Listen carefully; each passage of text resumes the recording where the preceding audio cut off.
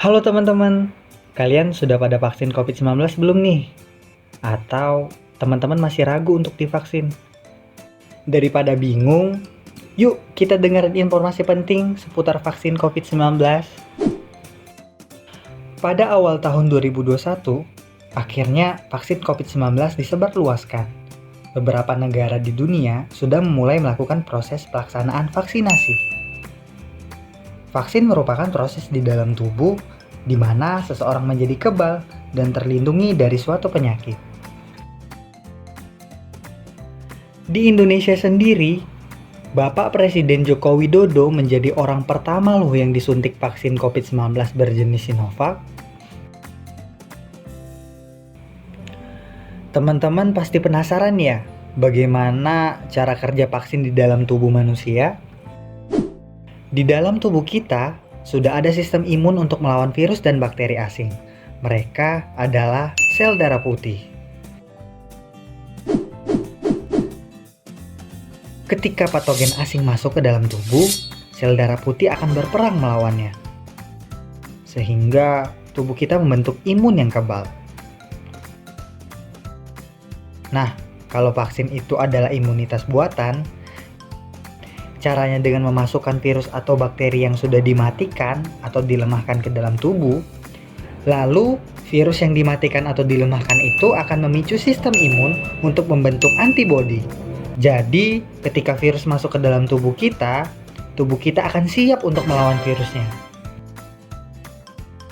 Lalu, apakah vaksin dapat menimbulkan efek samping bagi manusia? Benar sekali, jawabannya adalah iya.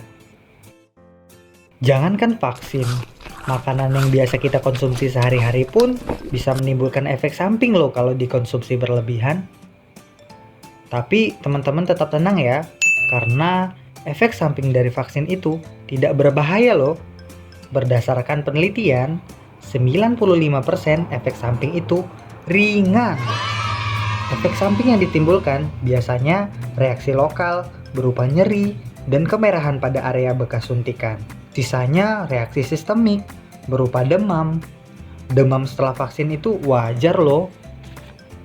Jadi, untuk teman-teman, jangan ragu lagi ya untuk divaksin. Untuk pelaksanaannya, nggak ribet kok teman-teman. Nanti teman-teman bakalan dipandu untuk melewati 4 meja administrasi pelaksanaan vaksinasi.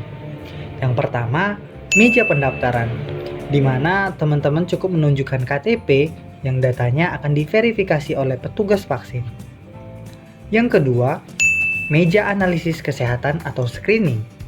Di sini, teman-teman diperiksa kondisi fisik dan kesehatannya untuk dinyatakan apakah teman-teman layak untuk divaksin. Yang ketiga, meja vaksinasi. Nah, pada meja ini nih, teman-teman akan diberikan atau disuntikan vaksin. Jangan khawatir ya, alat, atribut, dan cara penyuntikan aman kok sesuai dengan prosedur kesehatan. Lalu yang terakhir, yang keempat, adalah meja pencatatan dan observasi.